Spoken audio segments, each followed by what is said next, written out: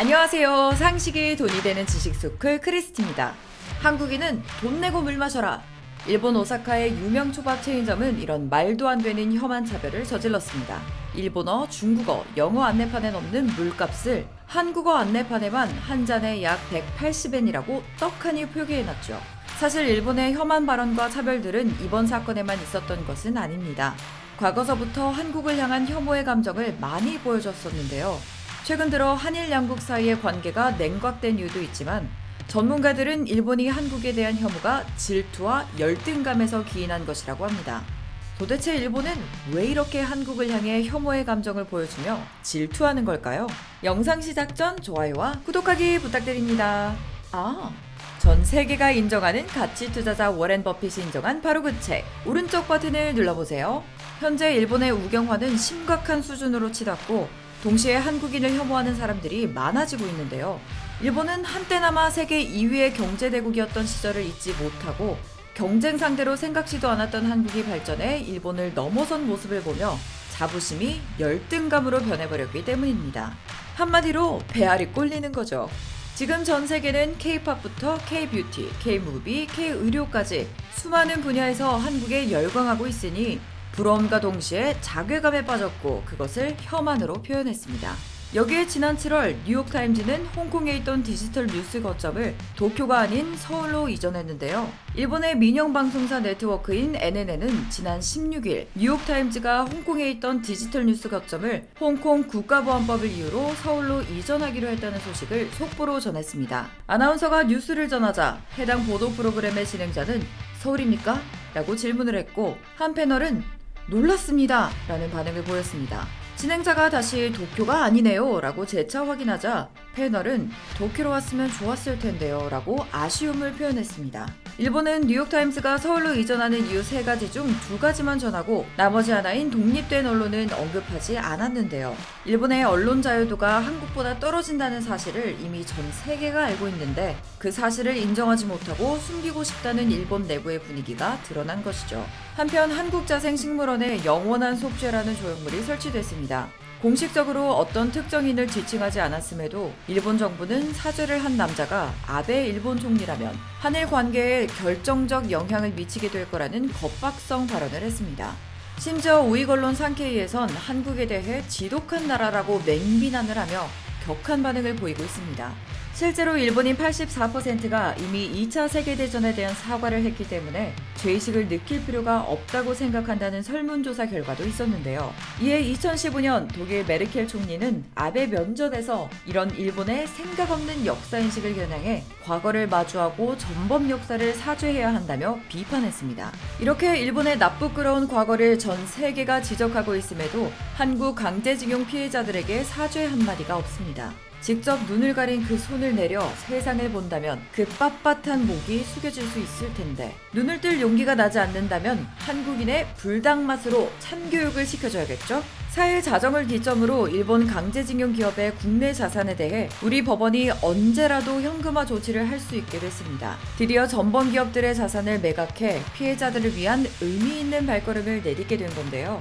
그러나 전범 기업인 일본제철은 과거에 대한 반성 없이 압류 명령과 관련하여 즉각 항고하겠다는 입장을 밝혔습니다. 게다가 일본 조야에선 관세 인상, 송금 중단, 비자 발급 엄격화, 일본 내 한국 자산 압류 등 한국을 향해 보복하겠다며 일본답게 발악을 하며 대응하고 있죠.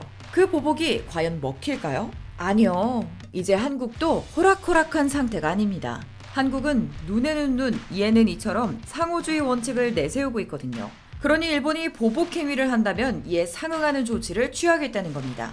대표적으로 지난해 일본이 한국을 화이트리스트에서 배제하자 한국 정부도 일본을 화이트리스트에서 제외했습니다. 일본의 입장에선 아베노믹스로 강력한 지지를 받았던 아베 정권이 무역 분쟁이라는 카드로 다시 아베노믹스에 활기를 불어넣겠다는 전략이지만 사실상 실패하고 말았죠. 일본 정부의 경제 보복은 오히려 한국을 소부장 강국이 되는 길을 열어주었고, 국민들 사이에서는 일본 제품에 한해 불매 운동이 일어나 일본 기업들만 상당히 타격을 받았습니다. 그 결과 일본 기업의 영업이익은 71.3%까지 감소해 손해가 막심한 것으로 나타났습니다. 심지어 일본 기업의 타격이 상당해지자 도쿄 오카공업, 칸토 덴카공업과 같은 일본 기업들은 일본을 버리고 한국에 투자해 공장을 설립하는 아이러니한 경우도 늘고 있죠. 그렇게 당하고도 또 보복을 하려는 일본을 향해 전문가들은 추가 보복을 하더라도 별로 실효성이 없을 것이라 판단하고 있는데요. 그 이유를 알아볼까요? 현재 일본 정부는 법적, 경제적, 외교적 보복 조치를 포함한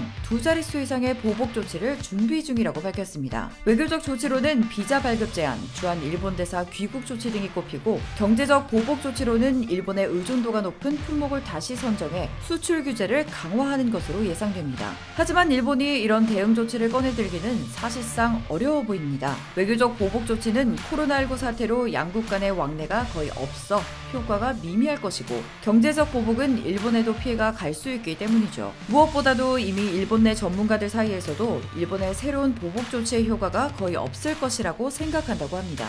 또 한 외교 소식통은 지난해 수출 규제와 화이트리스트 제외 등이 사실상 가장 효과적인 보복 조치라 판단해 꺼내들었던 것인데, 이미 그 카드를 사용했으니 일본이 상당히 난감할 것이라고 지적했습니다. 게다가 한국은 코로나 사태에서 자랑스러운 K-방역을 통해 더욱 국가적 위상이 올라갔고, 현재 경제 성장률은 전 세계 2위, OECD 내에서는 1위를 선점할 정도로 국력이 더욱 성장했습니다. 전 세계 경제가 얼어붙은 상황 속에서도 한국은 엄청난 경제 선방을 보이면서 한국 경제가 쉽게 무너지지 않는다는 모습을 보였습니다. 일본 정부도 결국 일본 내에 한국 정부와 기업의 자산을 압류할지 검토하다가도 포기하는 상황이 되었다고 합니다. 그렇다면 일본이 자신만만하게 얘기하는 금융제재, 특히 삼성의 보증을 회수하면 효과적일까요? 정답은 당연히 NO! 절대 쉽지 않습니다. 지금의 한국은 IMF 때처럼 일본 자산이 없다고 무너지는 수준이 아니거든요. 특히 삼성은 100조 원이 넘는 사상 최대 현금을 보유하고 있죠. 게다가 일본의 자랑이었던 반도체, 배터리 등 첨단 산업들을 오늘날 우리 기업들이 독식하고 있기 때문에 지금 전 세계 어디서나 한국 기업들은 꼭 필요한 상황입니다. 그렇기 때문에 한국 기업에 대한 금융제재마저도 큰 실효성이 없는 것이죠. 일본은 한국을 힘으로 찍어 누를 수 있었던 과거만 기억하고 한국을 무시하고 있지만, 오늘날의 한국은 전 세계에 영향을 줄 수 있을 만큼 강해졌습니다. 일본의 자랑이었던 반도체, 배터리, 조선업, 자동차 등 제조업 분야는 모두 한국에게 밀려 입지가 좁아졌고, 이제는 일본에서조차 한국이 없으면 힘들 정도가 되었죠. 결국 일본 스스로 자신들을 우물 안의 개구리로 만들어버린 채 성장한 한국을 보며 자괴감에 빠져 질투하는 모습이 마냥 안타깝습니다. 내가 10살의 일본인이라면 AK-47 자동소총을 구입하거나 이 나라를 떠나는 걸 선택하겠다. 짐 로저스는 일본이 도쿄올림픽도 망한다면 30년 후 범죄대국이 될 것이라는 미래를 예언했는데, 이 예언이 점점 현실이 되고 있죠. 현재 일본의 상황은 썩 좋지 않습니다. 도쿄올림픽은 이미 경제적으로 가라앉았고, 후쿠시마 방사능 오염수를 방출하는 행동을 강행해 일본 내부에서조차 비판하는 비정상적인 행태를 보이고 있거든요. 또 8일 만에 코로나 확진자가 4만 명을 넘어서고, 감염 경로도 모른 채 닷새 연속 신규 확진자가 1000명이 넘는 등 심각한 문제에 직면했죠. 이렇게 걷잡을 수 없이 전염이 되고 있는 와중에 아베 총리는 여행 장려 캠페인 같은 엉뚱한 경제 부흥책을 내세웠고, 결국 방역이 무너지면서 경제까지 무너져버렸어요. 이렇게 똥만 싸고 도망가면 누가 치워야 하죠? 이번 코로나 사태가 터지면서 일본 특유의 아날로그 문화가 흔들리고 있습니다. 전 세계가 디지털화를 향해 질주하고 있지만, 일본은 전자서명 대신 도장 찍기를 고수하고 전자결제보다 현금을 애용하고 있었죠. 지금도 쫓기듯 디지털화를 추진하면서도 도장 문화는 버리지 못하고 코로나 지원금도 우편으로 신청해 받아야 합니다. 이미 한국에선 다양한 서비스가 개발되고 있는 중인데 말입니다. 또 이런 상황 속에서 코로나 이지매나 감염자 사냥 같은 반인륜적이고 끔찍한 일들이 계속해서 일어나고 있습니다. 일본 스스로 자부하던 국민성도 처참한 수준임을 보이며 충격을 안겨주었습니다. 일본이 침체되어 있는 동안 우리나라와 일본의 1인당 GDP 격차가 더 벌어졌습니다. IMF를 겪으며 한 차례 GDP가 꼬꾸라졌지만 온 국민이 금모으기 운동을 하며 힘을 모아 극복한 이후로 가파르게 성장세를 타 눈에 띄게 격차를 좁혔어요. 그리고 2017년 근소한 차이로 일본을 역전해 여전히 일본보다 5위에 있고요. 국가 경쟁력 또한 앞서가고 있습니다. 작년보다 5단계 오른 23위로 일본, 프랑스, 이탈리아 등 G7 선진국들도 앞질렀습니다. 한국은 하드파워인 군사력, 경제력과 소프트파워인 문화 콘텐츠에서도 전 세계에 강력한 영향을 미치는 국가로 성장했습니다. 일본은 미국을 거의 복사했지만 한국의 K문화는 완전한 독자적이고 창조적인 글로벌 문화로 발전했죠. 일본의 문화가 뒤떨어지는 원인은 독특한 문화나 새로운 창조 능력이 부족하기 때문입니다. 반면 한국은 항상 새로운 것을 찾아 끝없이 도전하죠. 그게 바로 한국의 원동력입니다. 영화 파리의 인어에서 나온 대사입니다. 강한 상상력을 가진 사람들은 세상을 바꿀 수 있어요.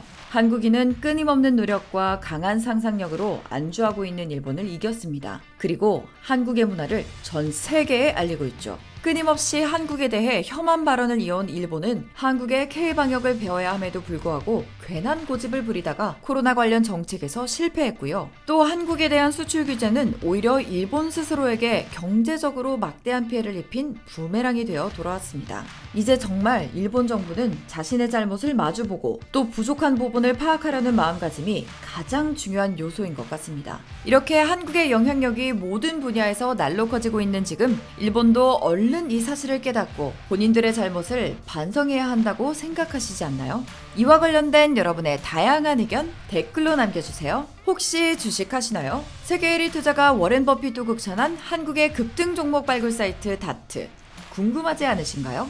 이 책 한 권이면 왜 급등 종목이 나오는지 완벽히 파악할 수 있다. 오른쪽 버튼을 클릭해주세요. 안녕!